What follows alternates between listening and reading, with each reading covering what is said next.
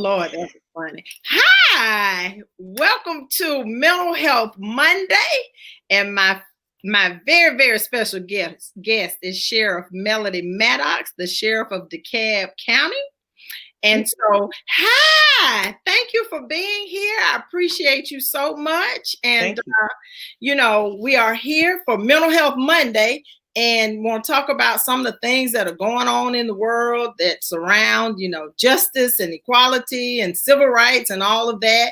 But, I want to start by asking you, we have lost three major icons from the civil rights movement. So, Reverend Joseph Lowry, C.T. Vivian, and then Representative John Lewis. And so I'm just curious to know what impact these men had on who it is that you are. Let me tell you something. The impact that they had was the fact that I am sheriff. Yeah. I am the first female and the first African-American female sheriff of the DeKalb County Sheriff's Office in 193-year history. And it's because of them that I'm able to sit in this seat, along with others. Yeah. But as male figures, they played an important role in my life because people came out and voted. Mm-hmm. It's because of their vote, and that's what they fought for people to get out and vote. And we still need for them to get out and vote because they don't understand their vote is their voice. Yes. And when you vote on your local level, it's just as important as voting on your Senate, congressional, and all those other seats, because your local level is the people that make decisions for your everyday life. So in terms of, so you've been doing this, tell people a little bit about how you came to be in this role, because somebody that's new to DeKalb County, or somebody who does not know you doesn't really know what this has looked like and why even they need to get out there tomorrow to make sure that they vote. Well, let me say, without going through my whole bio, my career started in 1988 as a police recruit for the Atlanta Police Department. And from there, I went back to college at Morris Brown College, dear old Morris Brown, from Morris Brown College to the DeKalb County Sheriff's Office as a technician, which is the lowest. I call the lowest of the lowest at the Sheriff's Office. Then over to DeKalb County Police Department, where I worked for 11 years as a street officer. Mm-hmm. Loved every minute of it. From DeKalb County Police Department, I was afforded the opportunity to assist another male with starting up a police agency at Georgia Piedmont Tech College, formerly DeKalb Technical College. So I was the assistant chief of police. It was only two of us. So I was responsible for the safety and security for 10 campuses, over 8,000 students. Our campus sat right in the heart of 150 plus nationalities and languages spoken. From there, I became the chief of police. And from chief of police, was afforded the opportunity to come over to the sheriff's office as chief of administration. And once one of the chief deputy at that time retired, the sheriff has the option of appointing who they want to be the chief deputy. That's an appointed position. So I was appointed as the chief deputy in July. Well, my predecessor decided to go ahead and retire early. And the way the law is written is that when the sheriff retires or leaves his seat early, the chief deputy will take over the seat as the sheriff until a special election, if it is more than 6 months. That is the way the law is written. So on December the 1st, I was sworn in as the sheriff of DeKalb County, the 50th sheriff of DeKalb County. Yes. And, just excited for all of your accomplishments. And, I asked you to be on here for Mental Health Monday, and I do take this as a personal privilege. You are my friend, and Patrick Labatt is my friend, but what you all have done in your communities is why I endorse you. And so this was my opportunity to say, I need you to come on here and kind of speak to who it is that you are and what it is that you are doing on the eve of this election, because I know it's so important. And so can't get around Mental Health Monday without asking a mental health question. And so, how do you see mental health intertwined into the legal system and what it is that you do and what you stand for? Yes. Well, here's the deal. You have 83 million Americans Mm-hmm. with a mental illness. Mm, More is probably more that don't even know they have a mental illness. that's right. And they don't like to accept it. You know, a lot of people don't want to accept the fact that they have some sort of mental illness, regardless of what it is. Mental illness is mental illness, and it's alive and well, and it is real. And we in law enforcement, I have to say, in law enforcement, we have to be able to understand and be able to relate so that when someone has an episode, we know that it's just an episode. I'm a firm believer in that they need help, not Right. handcuffs. Right. Handcuffs is not the way to go. So it's easy for police officers or people outside to say, oh, just lock them up. You Mm-hmm. lock them up. Now what? What have you done? How have you helped them? So Right. we do need resources out there to be able to assist these individuals, because otherwise that's all they're doing. They're incarcerating them, and it's not helping them. It's actually making them worse, because it's a psychological pattern that exists there. And I think you and I both know is that when that confinement starts and they don't get the help that they Mm-hmm. need, it makes the situation worse. And when the individual is exited out of the agency, then they go back to their same environment. So Mm-hmm. we have to help. So mental illness plays a big role in my being the sheriff and the jail. So with regards to some of the things that you've already done, talk about the reform that you have going on, because I know that's been a big part of your platform. Oh gosh, yes. And it's just the beginning. Mm-hmm. There are a lot of things that I'm really working on. That's why I want to hurry up and get this election out the way so that I can move in the direction that I know that the agency, you know, and let me just back up a little bit. The employees of the sheriff's office has been phenomenal, phenomenal. And as far as the justice reform is concerned, I'm looking to make the DeKalb County Sheriff's Office the model agency for the nation as to what justice reform looks like. And right now we have a GED program where we've already graduated probably about maybe 2,000-3,000 inmates. Oh, wow. We have mental health court, we have veterans court, accountability court. Gosh, what else? We have programs that are in place and to assist, and we have found them to be successful. We have job readiness programs that a welding program where Mm-hmm. these inmates actually go out. They leave at 8 in the morning. They don't come back until 4 p.m. in the evening and take classes over at Georgia Piedmont Tech College. Now, mind you, when these individuals exit out, they already have a job waiting on them. And welding is anywhere from $30-$35 an hour on up, depending. Right. We have to realize that if we don't give them the necessities of life, we still we have failed them if we don't make sure that they have that. And that is food, somewhere to lay their head, and someplace to work.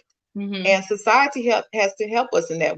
I can't do it alone. Right. We can't do it alone at the sheriff's office. So we need the community support to be able to reach out and help these individuals.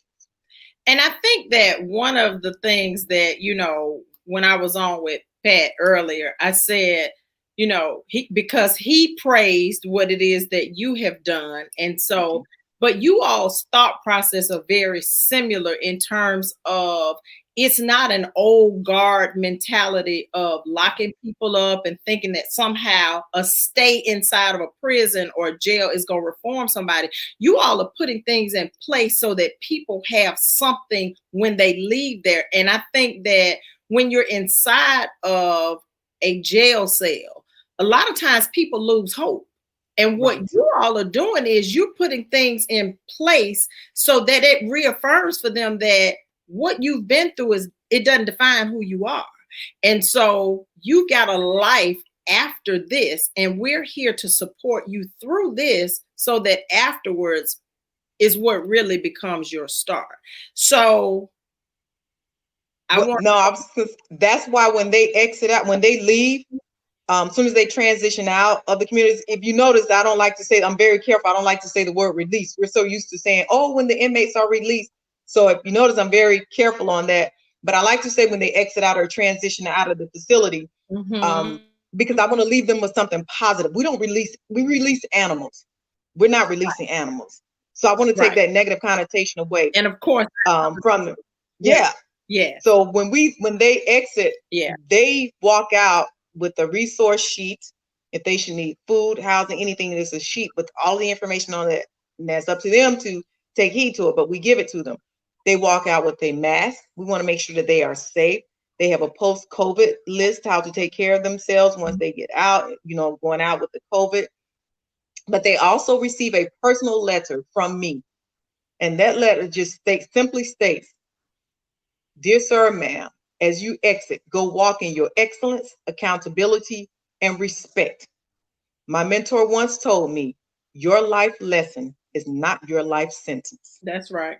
And it's signed by me. I'm hoping that when they see that is a sign of hope. Like, yes, I made a mistake, but this is not the end of the rope for me. This is not my life sentence. I'm not in here for the duration. And I know your walk because I've been on this journey with you, and thank you for allowing me to be on the journey. But you go in and you talk to the inmates, and you go into the communities and on the porches and talk to people. That's who you are. And so, you are from DeKalb County. And so I've always felt like, when people are from a community is really when they are vested in a community. But I want to shift for a moment to, some of this civil and human rights stuff that we're in the midst of in 2020, and just, how you would describe our current climate in 2020. How do you see all of this, and where do you see it impacting where we go from here? It's just, it's very challenging. President at times is just, it's just the time that we live in. Yeah. And the problem is and I always have to go back to law enforcement because this is a passion of mine. This is something that I do because I love it. It brings me great joy and pride to get up every morning and put this uniform on and to be able to interact with my community, as well as the inmates when I can. Of course, COVID is here, but we have to bridge. There's a gap, there's a hole, and that's why we can't go any further, because we got to bridge that gap so that we can cross back and forth. And right now, we're not able to do that until we bridge that gap. Now, how do we do that? Trust. We've got to get the community to trust law enforcement again. And I want the community to know that it starts with leadership such as me. I can speak for myself because, again, like you said, I'm from here. I was born in Grady Memorial Hospital, but I grew up in DeKalb County, Gresham Road, Candler Road, Eastwick, you name it. I'm a diehard DeKalb. My grandchildren are educated in DeKalb. My daughter's educated in DeKalb County. So you're right. I'm vested, I'm committed, I'm dedicated into the community in which I serve, live, and I work, live, and play in. Right. So it's going to take somebody like me, along with others, because we have to be able to work with this, the future sheriffs, such as, Labatt and the other sheriffs around the in Fulton, not Fulton County, the smaller, it's so many in the smaller communities. But we have to work together, but not just with the sheriff. I have to be able to work with the Solicitor General, the district attorney, the judges, the prosecuting attorney. We all have to work together. So when they say a conversation with the community, all of us together, no, the conversation needs to be had with us. What can we do? Why do we have to incarcerate this nonviolent offender? What other alternatives can we use? So we have to come, and people have to understand, I don't have any control over that. I'm only for the care, custody, and control of those individuals once they are put into the agency. But I can have a conversation with those who help make the decision to have them incarcerated. So that's a great lead into my next question, which is, what impact do you feel that you're making to ensure that your community and your world are a better place? what's the stuff that drives you to ensure that life gets better? No, number one, me being out there. People like to see the leaders out there. I'm not a desk sheriff. You can ask anybody in DeKalb or probably anywhere in the city as far as that's concerned. I'm not a desk sheriff. I know that I have administrative work and duties that I must tend to. I do that, but I try to make sure that that's done so that I can get out and get involved, can stay involved in the community, because you can't make decisions if you don't know what's going on. You can go out there and look at it and bring it to me, and it's a whole different thing. Somebody else will bring it as something different. But if I get out there and I see it for myself, then I know how to make that decision. It's the same way when people see me, it shocks them like, wait a minute, you're out here with us? Right. Like, yes, I live here. I work here. Right. This is where I play. So, and it always goes back to our, excuse my water, I'm sorry.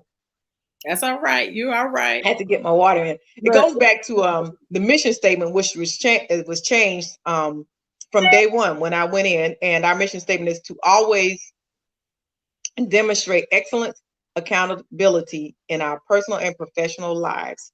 We are a part of the community and we value their expectation, and we will always respect the rights and dignity of those we protect and serve. Mm-hmm. That speaks volume. And that's what I want everybody to know, to look at that mission statement and understand it. And that's what we stand for at the DeKalb County Sheriff's Office. And I tell you, the other thing is to make sure that the leader is good, because when the leader is good, the employees is good. Mm-hmm. And I have to make sure that I take care of my employees. And I tell you, I have some phenomenal employees at the sheriff's office. I couldn't ask for a greater set of individuals that work there. Mm-hmm. And I always have to give them kudos, because what they fail to realize, I tell them, you all make me. Yes. But see, I know if I take care of them as they go out into the community, they're going to take care of the community. That's right. So it starts with me and it works out. And it's slowly but surely. There's been a changing of the culture, should I say. Yeah. But that comes with new leadership. But it's okay. It goes back to the mission statement. We value the community's expectation. One of the things that I said when I was on with Patrick is that when I first moved to Atlanta, I moved over to Southwest Atlanta Territory, the SWATs, and I ran for school board against a 16-year incumbent who had never been opposed. And I was approached by a group of parents who came to me, asked me to run, and we ran a campaign with $1,000. I knew nothing about running for public office, had never even thought about it, but had been in education for almost 20 years. And so I'm just one that feels like, my favorite quote is Gandhi, be the change you wish to see in the world. And that's how I live my life. And so when they approached me, I said, okay, knew nothing about campaigning and all of that. And so she won 53% to 47%. But I had some people who would say, that I knew from FAMU days who would say, I want to support you, but I played T-ball with her son, or I dated her son, all of this. And I said, here's the thing. You all can either continue with the status quo, or you can know that I'm somebody that's going to bring about change and bring about improvement in this area. And so I felt like for my first time being in a political race that I didn't even sign up to be in, that the purpose of my being there was to hold her accountable so that she would then start to do the things that she was supposed to do. And so, you are a breath of fresh air, not just because you're the first Black female and woman, but because of your thought process. This is the community that you grew up in. And so you truly believe that in this role, you're going to make a change in some people's lives and in some families' lives. Yes.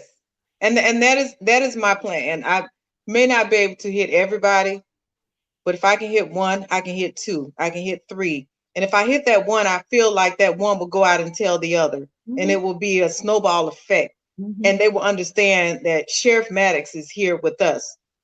We can trust her. She is the one. I want the mothers and the grandmothers and the grandfathers and the moms and dads to know that if your child have a warrant, which we do, we serve warrants.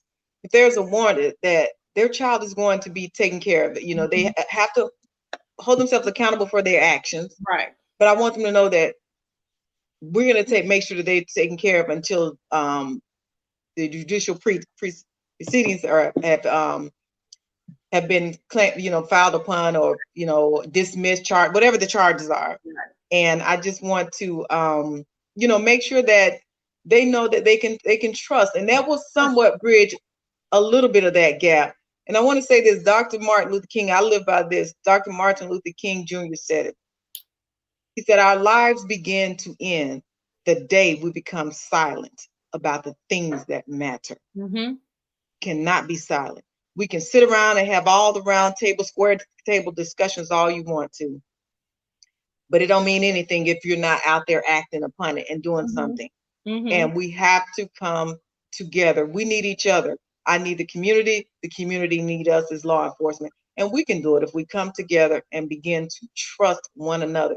We probably don't trust them and they don't trust us, but we got to be able to trust one another in order for this community and this unrest that's going on in our society today to get better. Growing up in Tuskegee, Alabama, very, very small community, I never had a fear of police at all. And so, and my father's brother, the one that was next to him, was in law enforcement for his entire career. And he was the special person to the mayor, whatever the title was. And so, but grew up in a small community where I knew the police officers.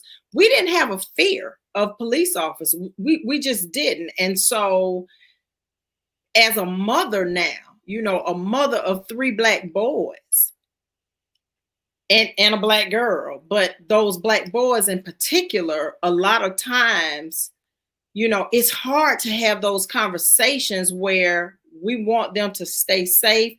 And you even want yourself to stay safe. And right. So it's, you try to say, okay, do this, do that, all these things that we want to kind of tell people to do to keep themselves safe. And that's why I think that piece you're talking about in terms of building the trust and bridging the gap is so important. People have to know that they can trust that law enforcement is going to take care of us. Y'all are there to take care of us, keep us safe, and to hold people accountable when they are doing things that are criminal. That's right. And I think what's happening, Dr. Berry, is that we've gotten away from that, because even when I was growing up, I loved, and in our community, it's like, oh, it's the police. We would get excited. Right. And think about it, COP, COP, community orienting police. Mm-hmm. And that's what they did. You were a police officer, but you were a cop. It was different because community-oriented police, meaning that you got out and you interacted with the community, you interacted with the kids. I was at a store the other day, and the young lady said, "Oh, the police, she's gonna get you." And I said, "No. And I have to stop them from saying. I was like, "No, please, no. I want them to not shy away from or be afraid of me, but to be able to come to me, right. Because if our youth cannot come to us, or anybody else in that matter." Right. But more so the youth, because they're more vulnerable, our elderly and our youth. If they can't come to us, then who can they come to? Especially if they have a family that's pushed them out or somebody else that pushed them out. They should be able to come to law enforcement, who is there and took an oath to protect and serve their community and to wear that badge with honor, dignity, and respect. And it's just unfortunate that we have had 1 or 2 bad apples to give both of us a black eye. Now I have to go out here and really fight and let people know that I am a dedicated, committed officer who loves what she does and who values, the expectations of the community, and who loves working in the community. So, it happens. But like I said, we're going to get through this, and we can get through it. And it's starting with me. And, to your point, that piece about what we speak into children and Yes. how, you know, sometimes we don't even, and this is the mental health piece, you know, everybody is a product of what they've been taught and told. And so often we say things, you know, parents will, in their attempt to discipline their children, they're placing fear in them about police officers, and they Right. don't even recognize that that's what they're doing. And then they grow up to become adults who are in fear of police officers because the seeds were planted when they were very, very young. So before I give you my last question, very last one, I just want to say to people who follow me, who live in DeKalb County, if you have not voted, please go out and support Yes. my friend, my soror, Sheriff Melody Maddox, but not just because she's my friend and my soror, but because I believe in her work. And so if I did not believe in her work, she would not be here. And so Right. again, I asked both she and Patrick Labatt to be on here because I believe in the work that they do, and I believe that they are the best choice for sheriff. She is the choice for sheriff in DeKalb County. And so if you support me and you follow me and you hear me and you have not voted, just know if I lived in DeKalb County, she's who I would be voting for. So I appreciate you being here, sis. But my final question to you is, at the end of your life, what will they say about your dash? What would they say about my who? Your dash in the middle. At the end of your life, what will they say about your dash? Awesome job. Hmm. Well done. Our good and faithful servant. Not my. Well done. Our good and faithful servant. I am a servant to the community. And that's what I want that dash to be. She did great. Our faithful servant, Sheriff Melody Maddox. And you are a servant. That is who you are. And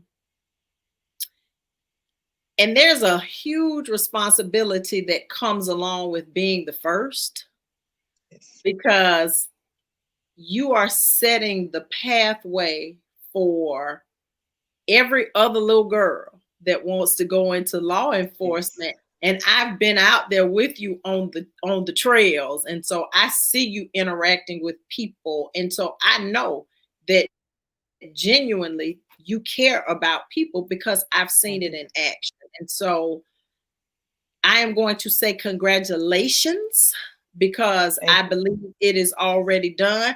You know, people that don't know you, you are a faith-filled woman. You are a woman of faith. And so, yes, you know, we talk about our faith life and God all the time. And so I am saying congratulations, because I believe it is already done. And so God's will be done. And, you know, I know that the future for DeKalb County looks bright, and you are approachable, you are accountable. Yes. And I think that you want to hear from people. You want to know what changes they want to see. You want to know how you can make a difference. And so I'm proud of you. Thank you. And I totally agree. That's what I tell people all the time is, when you see him out, it's okay. You can hear people whispering, and I'm like, yes, it's me. Come and speak to me. You know, tell me. Even the employees of the agency, you know, I always tell them, you have any suggestions? I'm open. Tell me. Let's work we have to work together. This is not a one man, one woman show, one sheriff, one Melody Maddox show. This is a collective. We have to work together. And I know that if we work together and come together, that we will be as one. And as I said, my agency, you can ask anybody. And you know, you can ask Ms. Wiley, any other employees that work for the sheriff's office, ask them about EAR, and they're going to tell you every employee is supposed to know what EAR stands for. Excellence, accountability, and respect. We walk in excellence because we want to value the community. We value the expectations, and we hold ourselves accountable, me being accountable, and we respect one another. When we respect one another, that means they're going to go out and respect the community, and that's what it's all about. Respect, trust. I appreciate you for taking the time. I want you to go and get some rest because Yes. tomorrow is a big day, and I know how tired you are. I already know how you've been grinding, and just gonna say congratulations. Thank And, you. it's already done. So thank you so much. Thank you so much, and thank you to all the audience and everybody from watching. I truly appreciate it. If there's anything I can do for anybody, just let me know. And if I can do it, I'll do it. If I can't, then I'll say I'm not able to do it. And so thank you all for joining me for Mental Health Monday. If you are in DeKalb County and you have not voted, vote Sheriff Melody Maddox tomorrow. She is awesome. She will continue to be the light that DeKalb County needs shining from the sheriff's office. So I appreciate you, sis, and love Thank you. And, we'll talk soon. Thank you. All right. Bye.